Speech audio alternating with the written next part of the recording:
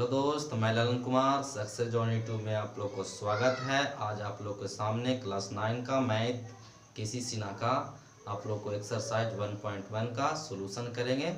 आप लोग वीडियो में बने रहिए। अगर आप लोगों को वीडियो अच्छा लगे तो चैनल को लाइक, सब्सक्राइब एंड शेयर जरूर करें।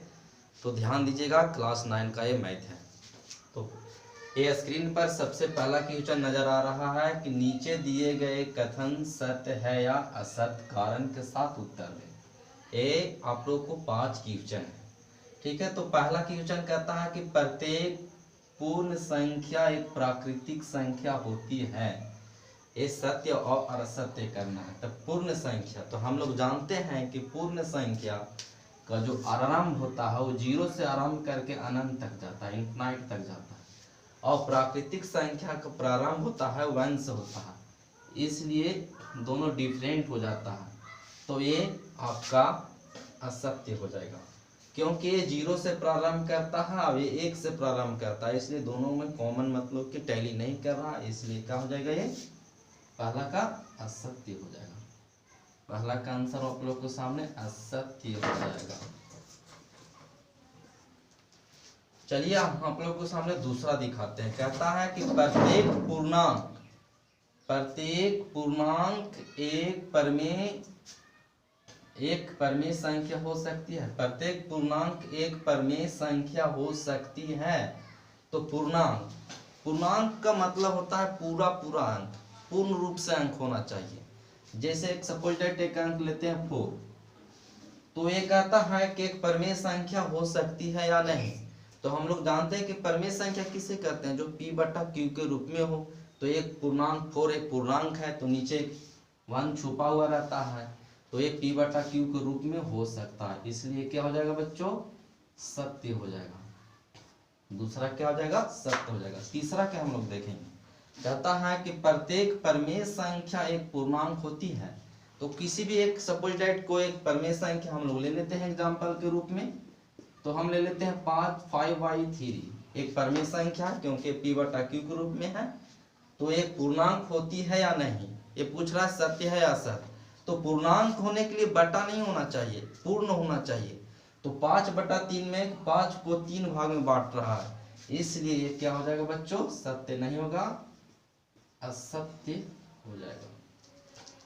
क्या हो जाएगा बच्चों, असत्य हो जाएगा। चौथा क्वेश्चन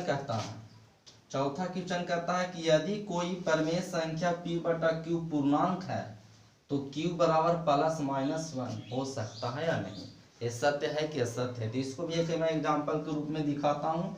एक एग्जांपल ले लेता हूँ आप लोग के सामने 4/2। तो इसको जब डिवाइड देंगे तो डिवाइड देने पर 2 आता है, यानी पूर्णांक हम लोग को प्राप्त होता है 2। तो ये कहता है कि q ±1 हो सकता है कि नहीं। तो q बराबर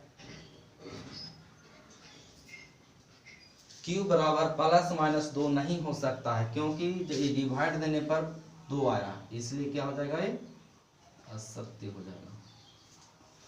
पांचवा हम लोग देखेंगे। कहता है कोई परमेय संख्या p/q पूर्णांक है। यदि कोई परमेय संख्या p/q पूर्णांक है तो q बराबर ±1 नहीं हो सकता है। तो ये हो सकता है। देखिए एक एग्जांपल के रूप में आप लोग को दिखाते हैं। ये ±1 हो सकता है, क्योंकि कोई भी एक संख्या के ले लीजिए, इसे में 5 ले लीजिए, ये परमेय संख्या है तो ये पूर्ण है। एक यदि कोई परमेय संख्या p/q पूर्णांक है, 5 क्या है, ये पूरा पूर्णांक है, तो q बराबर ±1 हो सकता है। ये क्या हो जाएगा, आप लोग को सत्य हो जाएगा। तो आगे नेक्स्ट क्वेश्चन देखेंगे, क्वेश्चन नंबर 2 आप लोग के सामने। हाँ फ्रेंड, तो देखेंगे निम्नलिखित क्वेश्चन नंबर 2 में निम्नलिखित पूर्णांकों को परमेय संख्या p/q के रूप में लिखें। तो पहला क्वेश्चन 9 है, तो p/q के रूप में हम लोग को लिखना है। तो यहाँ 9 है, तो 9 के नीचे क्या छुपा हुआ है, 1। तो 9 हो गया p और 1 क्या हो गया, q। इस तरह से नीचे आप लोग p/q के रूप में लिख सकते हैं। तो -13 को इसी तरह से लिखना, -13/1 20 को भी उसी तरह से लिखना 20/1, तो ये क्वेश्चन नंबर 2 का हो गया। अब हम लोग देखेंगे क्वेश्चन नंबर 3 में। कहता है क्वेश्चन नंबर 3 कि क्या p/q परमेय संख्या है या है यदि p बराबर 0। तो हम लोग परमेय संख्या का डिफिनेशन पढ़े हैं कि वैसी संख्या जो p/q के रूप में हो जहाँ q ≠ 0 हो एवं p तथा q एक पूर्णांक हो।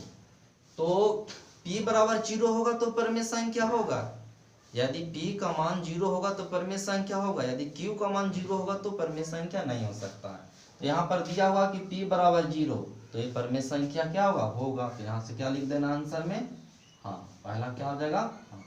दूसरा में दिया हुआ है कि क्या p/q परमेय संख्या है यदि q बराबर 0, यदि q बराबर 0 है तो परमेय संख्या नहीं होगा, इसका आंसर हो जाएगा नहीं।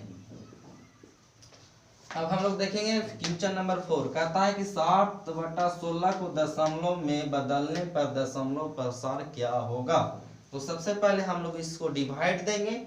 अगर डिवाइड देने के बाद पूर्ण रूप से डिवाइड हो जाए, पूर्ण रूप से भाग लग जाए, तो ये 7 दशमलव होगा। तो हम लोग यहाँ से चेक करेंगे 16/7, 7/16 को, तो 16 में 7 से भागा देते हैं, तो यहाँ पॉइंट बैठाएंगे। 16 चौको 64, 16 तिया 48, यहाँ से 12 आएगा,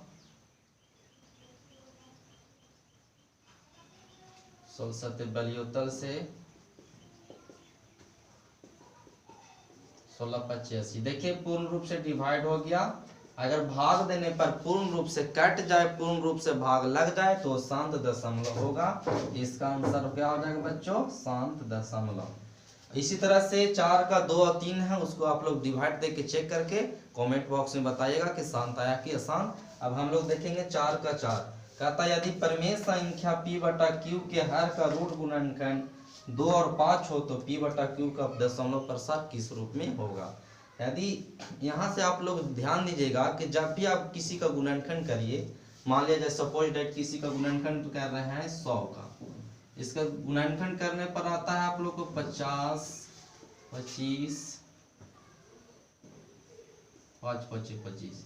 यानी जब भी उसको गुणनखंड में 2 और 5 मिले तो वहां से आप लोग हमेशा याद रखिएगा वो जो होगा वो 7 दशमलव होगा, 7 दशमलव होगा। आगे हम लोग चलेंगे क्वेश्चन नंबर 5 देखेंगे।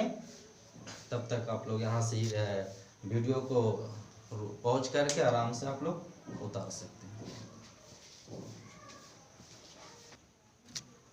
हाँ दोस्तों, आप लोग को अब क्वेश्चन नंबर 5 देखेंगे। तो यहाँ पर लिखता है निम्नलिखित परमेय संख्याओं को दशमलव रूप में लिखने पर कौन सा 7 दशमलव होगा। हम पहले भी जिक्र कर चुके हैं कि 7 दशमलव में किस तरह से आता है। जब आप लोग किसी भी संख्या से भाग देते हैं तो उसका भागफल पूर्ण रूप से मतलब आ जाए तो 7 दशमलव में होगा। तो यहाँ से 4 ऑप्शन है, इसमें से कहता है कौन 7 दशमलव है। तो मैं किसी एक को डिवाइड दे देता हूँ, बाकी आप लोग देख के चेक कर लीजिएगा। यहाँ से देख चेक कर देता हूँ आपको, 16 और 9 में भाग दे देता हूँ, हो जाएगा 16 25 80, घटाने पर आएगा 10, फिर हो जाएगा 16 25 80,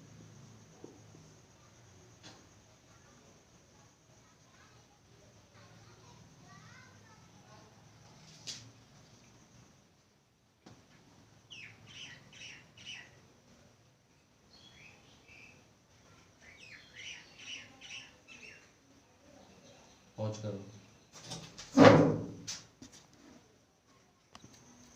तो देखिए यहाँ पर 16 9/16 है, तो इसको डिवाइड दिए, डिवाइड देने पर इसे आया 0.5625, यानी पूर्ण रूप से क्या हो गया, ये डिवाइड हो गया, पूर्ण रूप से डिवाइड हो गया। तो यह जब पूर्ण रूप से डिवाइड हो जाएगा तो ये 7 दशमलव का रूप होता है।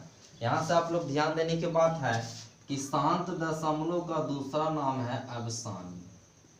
7 दशमलव का दूसरा नाम है अवसानी, 7 दशमलव का दूसरा नाम है अनवसानी। याद रखिएगा, ये पर्यायवाची शब्द हो जाता है। 7 दशमलव का दूसरा नाम अवसानी है, 7 दशमलव का दूसरा नाम अनवसानी है। तो ये बात पर आप लोग गौर करिएगा और यहाँ से चेक करिए कि कौन कौन सा 7 दशमलव में है। अगर कोई क्वेश्चन नहीं बने तो कमेंट बॉक्स में आप लोग बताइएगा। क्वेश्चन नंबर 6 कहता है कि निम्नलिखित परिमेय संख्याओं को दशमलव रूप में लिखने पर कौन सा अशांत दशमलव में होगा। यानी इसमें भाग देने पर यानी कौन सा ऐसा संख्या है जो पूर्ण रूप से मतलब उसका शेषफल नहीं आए। ठीक है ना। तो हम लोग चेक करेंगे यहाँ से आप लोग के सामने क्वेश्चन नंबर देख लेते हैं। एक कोई भी एक ले लेते हैं 5/9 के। ठीक है, तो 5/9 के लेते हैं तो 9 में 5 से डिवाइड देते हैं तो 5 आता है, फिर देते रहेंगे डिवाइड। तो ये इस तरह से चलते रहेगा, यानी इसका कोई शेषफल नहीं आएगा, इस तरह से अशांत दशमलव होगा। ये हम लोग यहाँ तक पढ़ लिए क्वेश्चन नंबर 6 तक, और कौन शांत था कौन अशांत था। अब आगे हम लोग देखेंगे क्वेश्चन नंबर 7 से। देखिए दोस्तों, कहता है क्वेश्चन नंबर 7 निम्नलिखित परिमेय संख्या में कौन कौन सा अवसानी दशमलव को निरूपित कर सकता है। हम पहले भी बात कर चुके हैं कि शांत का दूसरा नाम अवसानी। तो हम पहले चेक करते हैं 3/8 को यहाँ से डिवाइड देंगे, 8 में 3 से क्या देंगे भागा देंगे, 0 पॉइंट बैठाएंगे, 0 बैठा देंगे, 8 तिया 24, 6 आवेगा शेष, 0 उतारेंगे, 8 सते 56, 4 0 बैठाएंगे, 8 पचे 40। ये पूर्ण रूप से कट गया, तो ये शांत दशमलव ये हो गया। इस तरह से आप लोगों को आगे चेक करके आप कमेंट बॉक्स में बताना है कौन कौन सा शांत दशमलव हुआ और कौन सा अशांत। इसमें सिर्फ क्वेश्चन में कहता है शांत दशमलव, तो आप लोगों को बना के चेक करके कमेंट बॉक्स में बताना है। अब क्वेश्चन नंबर 8 में चलते हैं। कहता है कि निम्नलिखित परिमेय संख्याओं में कौन कौन अनवसानी दशमलव को निरूपित कर सकते हैं। तो अनवसानी हम बात कर चुके हैं पहले भी कि अशांत दशमलव का दूसरा नाम है अनवसानी। तो ये किसी भी हम एक क्वेश्चन को उठाऊंगा, यहाँ से आप लोग को सामने पेश करूंगा। तो एक हम ले लेते हैं 7/18 को, यहाँ से आप लोगों को मैं बताता हूँ। 18 में 7 से डिवाइड देंगे,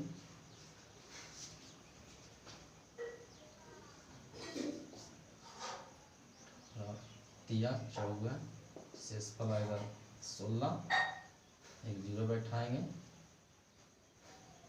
18 44 से फिर से देखिए वही शेषफल आ गया। यहाँ से मतलब कि जब भाग देंगे तो फिर उतना ही शेषफल बचते जाएगा, इसलिए क्या हो जाएगा अनवसानी हो जाएगा, यानी अशांत दशमलव हो जाएगा। तो यहाँ से 7/18 हुआ। आप लोग को टोटल चेक करके बताना है कमेंट बॉक्स में कि कौन कौन सा अनवसानी दशमलव है।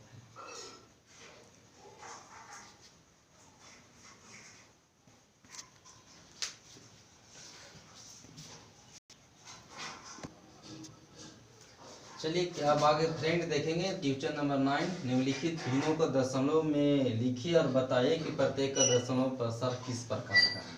तो हम लोग देखेंगे डिवाइड देके भाग देके चेक करेंगे। 100 में 36 से क्या देंगे भागा,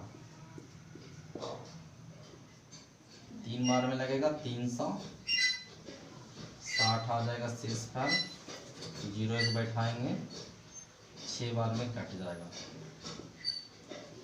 ये देखिए पूर्ण रूप से डिवाइड हो गया, भाग लग गया, तो एक कौन सा दशमलव हो जाएगा, ये शांत दशमलव हो जाएगा।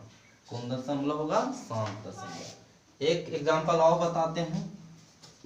नंबर 2 10/3 को यानी 3 से 10 में डिवाइड देंगे, 3 दिया 9, एक आएगा शेषफल, पॉइंट बैठाएंगे, 3 दिया 9, यानी डिवाइड देने पर उतना ही प्राप्त होगा। तो ये हो जाएगा आसान, रेकरिंग ऊपर आ जाएगा, क्योंकि आप इसका शेषफल 0 कभी होगा ही नहीं, वहीं पर फिर से प्रारंभ हो जाएगा।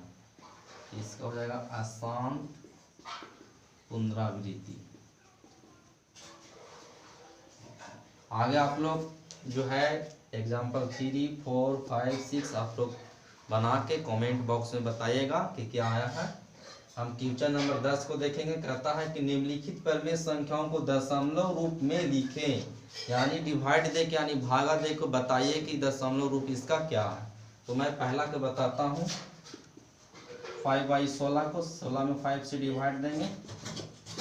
16 तिया 48, 2 आ जाएगा। 16 एकम 16,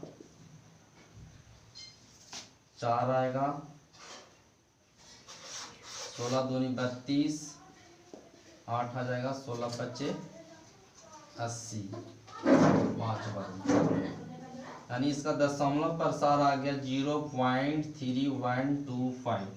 इस तरह से आप लोगों को बना के चेक करके बताना है। आज तक का वीडियो यहीं पर, और इसी चैनल पर आप लोगों को क्लास 10 का भी वीडियो मिलेगा केसीसी ना 1.1 से। जब तक कि लॉकडाउन की अवधि है, आप लोगों को मैं जो पढ़ाई है ये जारी रखूँगा, और आगे भी पढ़ाई इसी चैनल पर जारी रहेगा। केसीसी ना 9 और 10, 11 और 12 सारा का आप लोगों का सॉल्यूशन देंगे। तो आगे हम आप लोगों को क्वेश्चन नंबर 11 से बताएंगे। तो अब तक इतना आप लोगों को 10 तक बनाना है। और अगर वीडियो अच्छा लगे तो आप लोग चैनल को सब्सक्राइब करिएगा।